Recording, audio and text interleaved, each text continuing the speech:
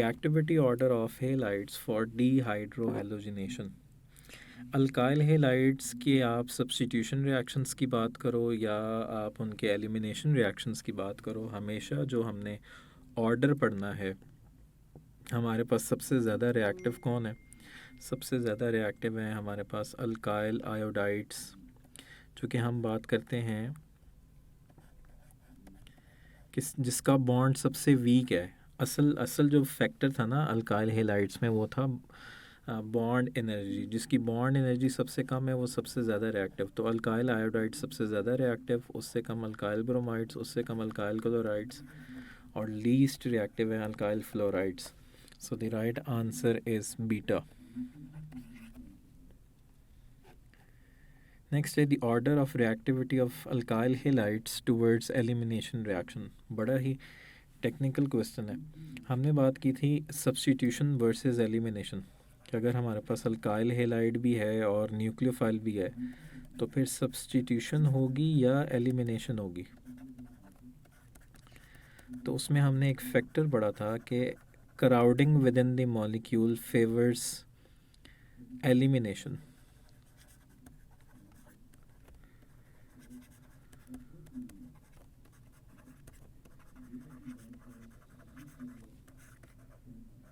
Crowding with in the molecule favours elimination. तो crowding किस में ज़्यादा होती है? टर्शरी में सबसे बड़े ग्रुप्स लगे होते हैं, बल्कि ग्रुप लगा होता है।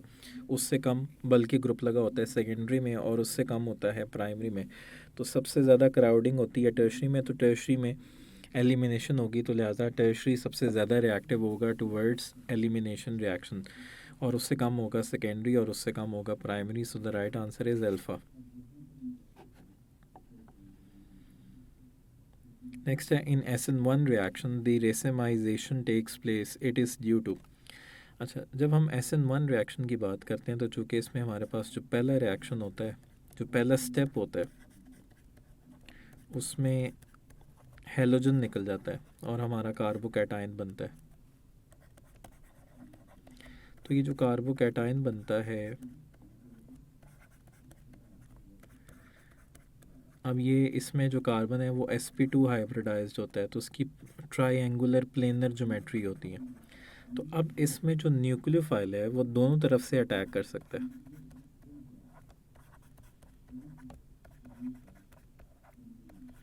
न्यूक्लियोफाइल इधर से भी आ सकता है और न्यूक्लियोफाइल इधर से भी आ सकता है। तो दोनों तरफ से जब अप्रोच करेगा तो हमारे पास 50%, यानी कि 50% जो है वो मॉलिक्यूल जो है वो रिटेन रहेगा, यानी कि OH उसी तरफ से लगेगा जिस तरफ Br था।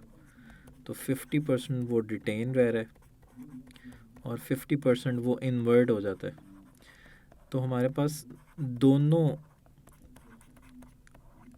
प्रोडक्ट जो हैं वो 50-50% में बनेंगे, 50-50 अमाउंट में बनेंगे। सॉरी, यहाँ पर OH जो है वो इस तरफ है।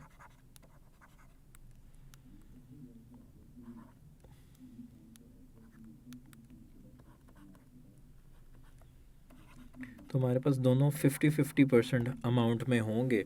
तो लिहाजा ये जो हमारे पास एक मिक्सचर बनता है जिसमें एक मॉलिक्यूल 50% है और दूसरा मॉलिक्यूल भी 50% है, इस मिक्सचर को हम रेसिमिक मिक्सचर कहते हैं। तो SN1 में जो रेसमाइजेशन होती है वो क्यों होती है? क्योंकि इसमें इन्वर्जन भी होती है, मॉलिक्यूल इन्वर्ट भी होता है, 50% इन्वर्ट होता है और 50% रिटेन होता है।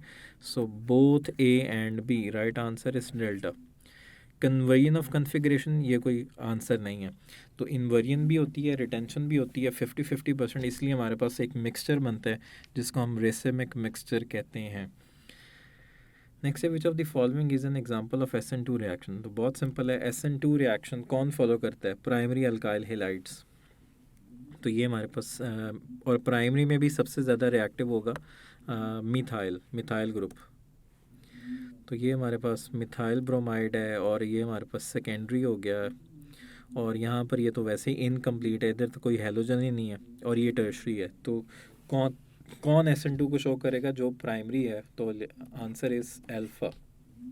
प्राइमरी अल्काइल हेलाइड्स फॉलो करते हैं SN2 मैकेनिज्म को। तो ये Br निकल रहा है, उसकी जगह OH लग रहा है, और Br नेगेटिव बाहर निकल गया। नेक्स्ट है विच अमंग द फॉलोइंग। तो ये हमारे पास मीथाइल हेलाइड है और ये हमारे पास प्राइमरी अल्काइल हेलाइड है, ये सेकेंडरी अल्काइल हेलाइड है और ये टर्शियरी अल्काइल हेलाइड है। तो इसमें से कौन सबसे ज़्यादा रिएक्टिव है टूवर्ड्स SN2 रिएक्शन? अभी हमने बात की SN2 में चूँकि न्यूक्लियोफाइल अटैक करता है और लिविंग ग्रुप लीव करता है एक ही वक्त में, तो लिहाजा इसमें जो है हमारे पास न्यूक्लियोफाइल को अटैक करने के लिए एक इनफ रूम चाहिए। तो यहाँ पर जितने छोटे ग्रुप्स लगे होंगे उतनी जल्दी वो रिएक्ट करेगा। तो मिथाइल में सबसे छोटे ग्रुप लगे हुए हैं, तो ये सबसे ज़्यादा रिएक्टिव होगा। Right answer is alpha. Isopropyl chloride undergoes hydrolysis by. Isopropyl chloride है क्या? प्राइमरी है, सेकेंडरी है या टर्शियरी है? तो ये मेरे पास आइसोप्रोपाइल ग्रुप है और ये क्लोराइड आइसोप्रोपाइल क्लोराइड। तो इसमें जो हैलोजन जिस कार्बन के साथ लगा हुआ है वो सेकेंडरी कार्बन है। ये कार्बन आगे फर्दर दो कार्बन के साथ अटैच है, तो ये सेकेंडरी अल्काइल हेलाइड है। तो सेकेंडरी अल्काइल हेलाइड हमें पता है वो दोनों मैकेनिज़्म को फॉलो कर सकते हैं।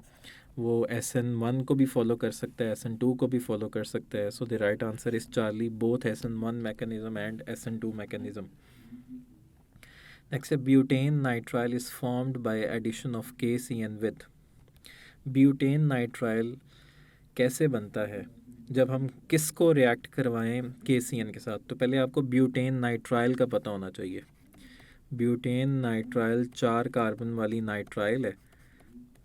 तो उसमें जो कार्बन है साइनाइड ग्रुप का वो चेन में शामिल है। तो ये है जी ब्यूटेन नाइट्राइल। तो इसका मतलब CN तो आ जाएगा KCN से। तो इसका मतलब है आपने 3 कार्बन वाला अल्काइल रेडिकल लेना है, तो आपने प्रोपाइल लेना है। तो ब्यूटाइल वाली ऑप्शंस तो निकल जाएंगी। चूँकि आपने ब्यूटेन नाइट्राइल बनाना है तो ब्यूटेन नाइट्राइल में टोटल 4 कार्बन है CN मिला के। तो CN से एक कार्बन आ गया, KCN से CN आ जाएगा। तो बाकी जो दूसरा हमारा जो रिएक्टेंट है उसमें 3 कार्बन होने चाहिए, 4 कार्बन नहीं होने चाहिए। अगर जो हमारा रिएक्टेंट है उसमें 4 कार्बन होंगे और एक कार्बन आ जाएगा CN से, तो वो तो 5 कार्बन वाली नाइट्राइल बन जाएगी। पर हमने तो 4 कार्बन वाली नाइट्राइल बनानी है, यानी कि ब्यूटेन नाइट्राइल बनानी है। तो इसका मतलब है जो हमारा अगला रिएक्टेंट है, जो दूसरा रिएक्टेंट है, वो 3 कार्बन वाला अल्काइल है। तो ब्यूटाइल वाली ऑप्शंस तो निकल गई। अब या तो वो प्रोपाइल अल्कोहल को आप रिएक्ट करवाओगे या प्रोपाइल क्लोराइड को रिएक्ट करवाओगे। तो प्रोपाइल अल्कोहल क्या KCN के साथ रिएक्ट करके ये रिएक्शन हो जाएगा कि ये KOH हो जाए? क्या ये एलिमिनेशन हो जाएगी और उसकी जगह CN लग जाए? सॉरी, ये प्रोपाइल है।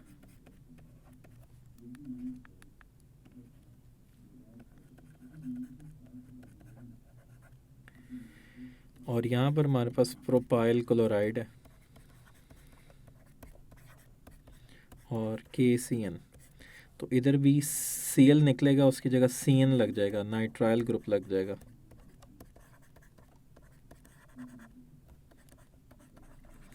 तो क्या OH को रिप्लेस कर सकते हैं साइनाइड आयन? नो। OH जो है ये एक अच्छा न्यूक्लियोफाइल है, ये पुअर लिविंग ग्रुप है, इसको निकालना आसान नहीं है।